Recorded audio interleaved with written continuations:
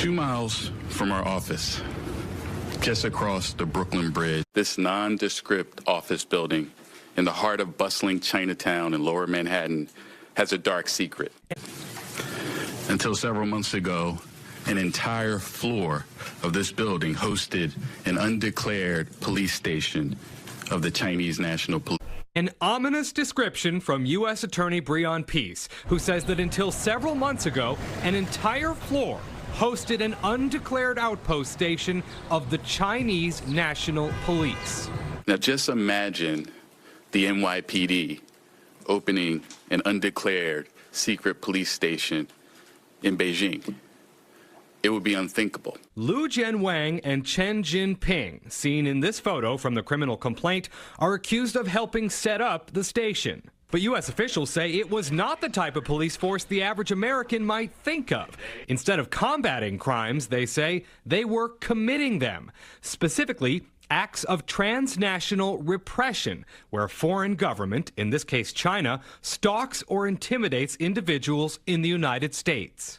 The Chinese National Police appear to have been using the station to track a U.S. resident on U.S. soil. When the defendants learned that they were under investigation, prosecutors say they deleted communication with the Chinese government official who was giving them instructions. This is clearly a blatant violation of our national sovereignty. It shows the PRC's efforts to globalize the oppressive tactics used domestically in China to silence dissent. And today's charges send a crystal clear response to the PRC that we are on to you. We know what you're doing, and we will stop it from happening in the United States of America. Our Scripps News investigation this past January brought us to the heart of New York City's Chinatown to explore that dark secret, which had by then already captured the attention of the U.S. government. It's a secret that first came to light this past fall when the European human rights organization Safeguard Defenders revealed the locations of more than 100 suspected police service stations around the world, including in New York. The group says Chinese law enforcement quietly set up these outposts to track, harass, and repatriate Chinese citizens.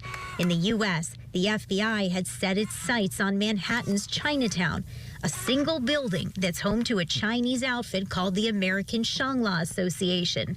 It promotes itself as a place that helps Chinese nationals in New York. But attorney Mike Gao said something more nefarious was at play. Shangla Association #1 job is get personal information and then give the Chinese government. Gao once worked in China's public security ministry, conducting criminal investigations. But after participating in protests against the Chinese government in Tiananmen Square in 1989, he fled to the U.S. Now he represents Chinese citizens in New York who say they've been persecuted by their government, and that the Shangla Association has become, in effect, a long arm of China. They even say we have camera everywhere, we take a video everywhere, and we can send this stuff back to China. It's not only Shangla. Gao says China, half a world away, has run operations that have targeted his clients because of their wealth or history of dissent. Are they going after men and women, young and old? They don't care whether or not you're a man or a woman, a young man or older man, they don't care. This client, Mao Huayan, knows what it's like to be threatened on U.S. soil. He showed us a photo that he says police in China texted him 2 years ago after he refused to return. It's a picture of my daughter, caged, he says. He was so frightened of what authorities might do next, he stopped communicating with his family in China. China has the strategic intent to influence worldwide. None of these tactics surprised John Darby, the National Security Agency's former director of operations. How good is China at tracking some of their own down? I think it's fair to say China would be very good at tracking down individuals they're interested in. The Chinese population dwarfs the United States, and their intelligence, the size of their intelligence services dwarf that of the United States. So just in terms of pure volume of activity, it's more than others. Now, U.S. officials say that this New York outpost is part of an effort to globalize oppressive tactics used in China to silence dissent, and that these two defendants also admitted to deleting communications with China's Ministry of Public Security when they found out that the FBI was investigating. FBI agents are saying that the investigation has not stopped. They are continuing to explore the full extent of activities by associates of this police station, and they're urging anybody who has been targeted or approached to come forward. With some lawmakers today, and Congressman Mike Gallagher, who is the chair of the Select Committee on China, he said that this is a small but important victory. Now, back in February, he had sent a letter to the FBI saying that he was concerned that there were more outposts and that the FBI was, quote unquote, late to the game. Senator Marco Rubio, the vice chairman of the Senate Intelligence Committee, he said that today's arrests are only the tip of the iceberg. Senator Mark Warner, who leads that Intelligence Committee, he told me by email that the People's Republic of China has become increasingly emboldened and that these repression tactics clearly don't stop at China's border. But I want to read you what Laura Harth, the campaign director for Safeguard Defenders, texted me today. Now, remember, this is the organization that uncovered these addresses in public view on Chinese government sites and state-affiliated media. She writes me that seeing actual charges brought forward makes it all the more real, and we hope this is a clear signal that will not be ignored by some other allied democratic nations that for some reason continue to prefer ignoring the issue of PRC transnational repression.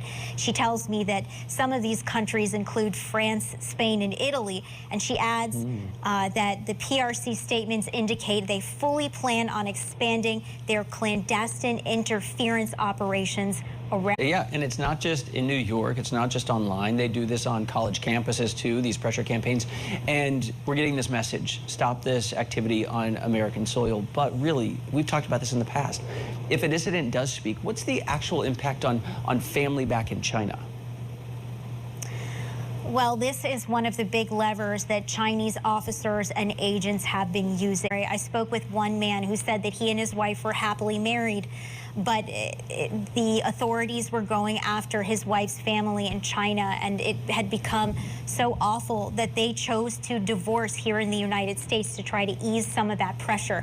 He said that members of his family have been imprisoned, and he said that Chinese authorities forced a friend of his in China to actually foot the bill on hiring private investigators here in the U.S. to track him down, not only in New York, pretending to be car insurance salespeople, but also in Texas. I mean, I could really go on here, but essentially that immigration lawyer, Mike Gao, told me that some people really do cave here. They end up going back. They are told that they will have their freedom, and sometimes they end up behind bars. Justice Department has launched a crackdown on alleged Chinese agents in the U.S. accused of intimidating critics of China's government. 2 men are under arrest this morning, accused of running a secret Chinese police station in New York City. The station took up an entire floor of this Chinatown building in New York City. According to investigators, it was run by the Chinese government to track and even harass dissidents living here in the U.S. This case is a further example of the audacious activities that the government of China has carried out right here on American soil. Breon Peace, the U.S. Attorney for the Eastern District of New York, says officers from China's Ministry of Public Security, or MPS, were operating illegally. The MPS subjected Chinese dissidents living here in the United States to the authoritarian rule of the PRC. That is unacceptable. 2 men, both New York City residents, have been charged with conspiring to act as agents of China's government. 34 MPS officers have also been charged with operating an online troll farm to threaten Chinese dissidents in the U.S. and to spread propaganda to sow divisions in the country. What investigators uncovered is part of a pattern across the world. We found these stations in over 50 countries where people are being pressured, where people are being threatened, where people are being harassed and intimidated. The suspects in custody are facing some serious jail time. 20 years if they are convicted. And as unusual as this case is, you can expect to see more similar cases related to China, because right now, U.S. officials say that China poses the most serious national security threat. Two of the suspects who are facing the most serious charges at this time, they were living here. They were living in the Bronx. They were living in Manhattan, and they were using this secret police station to carry out these acts, essentially trying to track down dissidents here in the U.S. And what it speaks to is the aggressive tactics that China, according to U.S. officials, is using at this time to crack down on people that it considers the opposition, dissidents who have said things about the PRC, the Chinese government, whether it's here in the U.S. or overseas. So this is really something unusual, but we are seeing it across the world at this. They were able to blend in, at least for a little while. And, obviously you have 8 million people in New York City, so it's really not too hard to blend in New York City, but it's really what they were doing, on U.S. soil, trying to track down people at the direction of the PRC, essentially, the Chinese government, trying to track down people here in the U.S. that are speaking out against the Chinese government. I mean, think about that for a reason.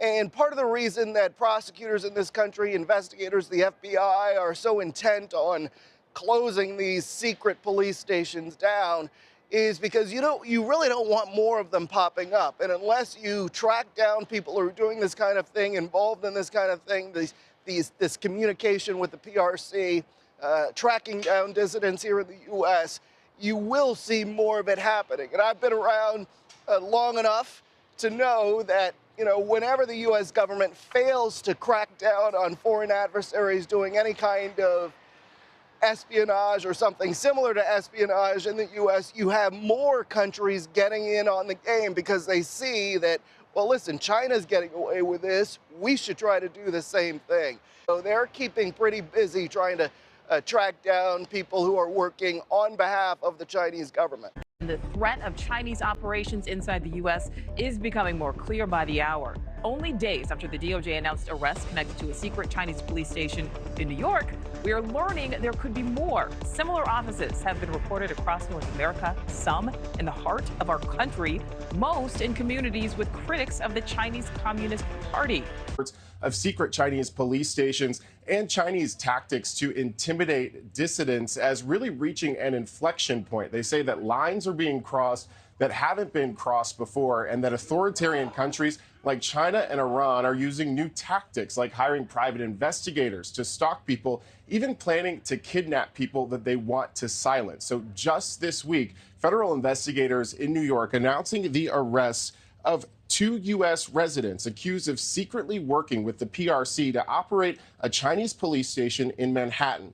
Now a Spanish-based human rights group, Safeguard Defenders, says there are more than 100 of these Chinese outposts in 53 countries across the globe. Here in the U.S., the group saying China has opened the police stations, think of them more like spy offices in L.A., San Francisco, Houston, undisclosed cities in Nebraska and Minnesota, and New York City. The one connected to this week's charges closed after the FBI started investigating last year. So FBI officials would not confirm the existence of others of these police stations here in the U.S., saying that they can't comment on ongoing investigations. But they do say that one in New York that was operating in New York had a very specific goal, and that was to intimidate China's opponents here in the U.S. Some people living right by the one in Manhattan say they had no idea that it was operating, but frankly, they are not surprised.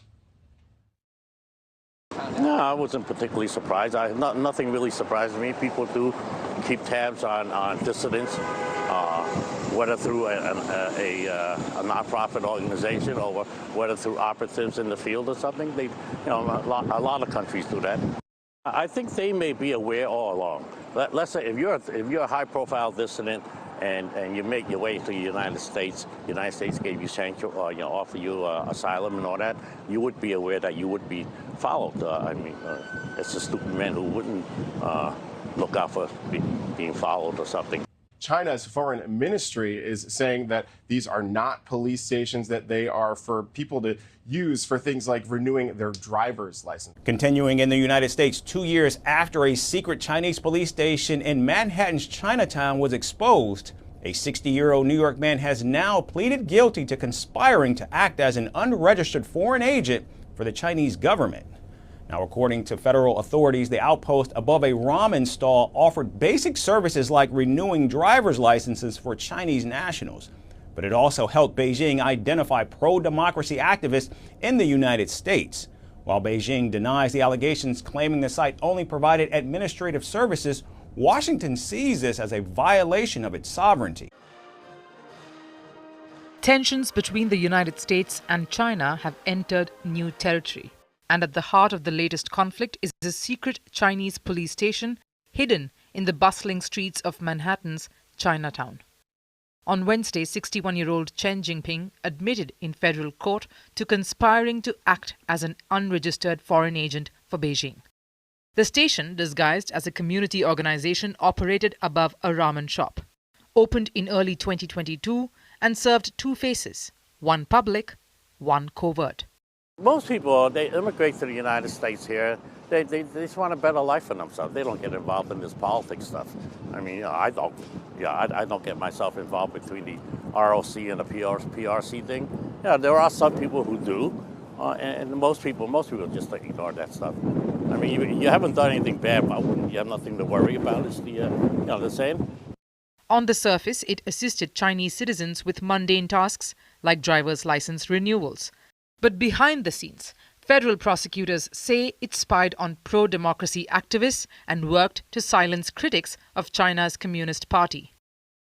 Today's guilty plea holds the defendant accountable for his brazen efforts to operate an undeclared overseas police station on behalf of the PRC's National Police Force. A clear affront to American sovereignty and danger to our community that will not be tolerated. Chen's admission of guilt revealed chilling details.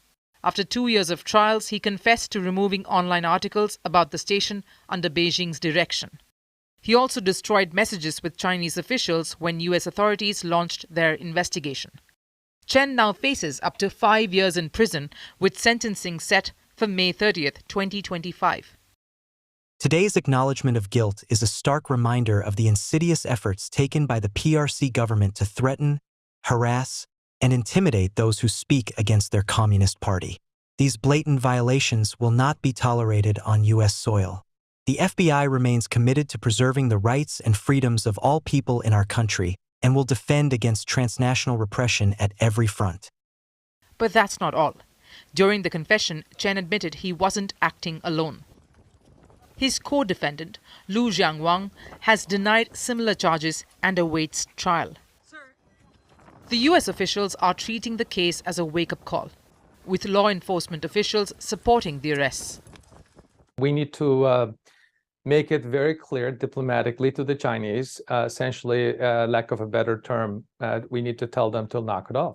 The Europeans need to do the same thing. These kind of malign activities, if goes without punished, then we will see bigger issues. I think that we're on the right track. And this also gives a confidence to those who are willing to risk their lives and well-beings to speak their mind or do their jobs, fulfill their professional obligation. According to human rights groups, the Chinatown station is just the tip of the iceberg.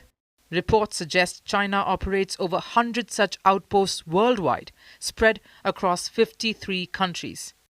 While Beijing claims these are mere service stations run by volunteers, critics argue they are tools for surveillance and intimidation. The Beijing will deny, Beijing will accuse, Beijing even tried to play racism card or play whataboutism, as they often do.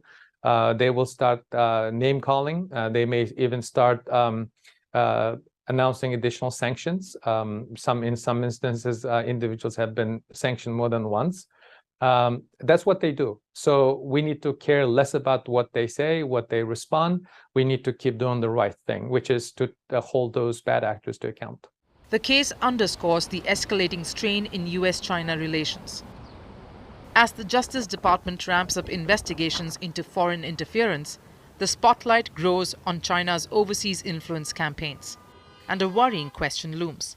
What other hidden operations could still be lurking in plain sight? A New York man has pleaded guilty for his role in running a secret Chinese police station in Lower Manhattan as part of a campaign to monitor and harass US-based dissidents. 60-year-old Chen Jinping faces up to 5 years in prison for conspiring to act as an illegal agent of the Chinese government. The Justice Department said this in a statement. Chen, along with another man, Harry Lu Jianwang, was arrested last year in April and was accused of operating the secret police station for China's Ministry of Public Security. According to the U.S. attorney, the two men set up the office in Manhattan's Chinatown at the behest of Fuzhou branch of the Chinese ministry to offer services like Chinese driver's license renewals. But their main job was to help track down and harass fugitive Chinese dissidents. The secret police station occupied an entire floor in an office building. The FBI raided the police station in October 2022, seizing the duo's phones, which later confirmed in an analysis that they were communicating with a Chinese official. However, 59-year-old Lu has pleaded not guilty and is awaiting trial. At least 100 such stations have been reported worldwide across 53 countries, and several European governments have cracked down on similar police stations. The Spain-based human rights group Safeguard Defenders first revealed the existence of such outposts around the world.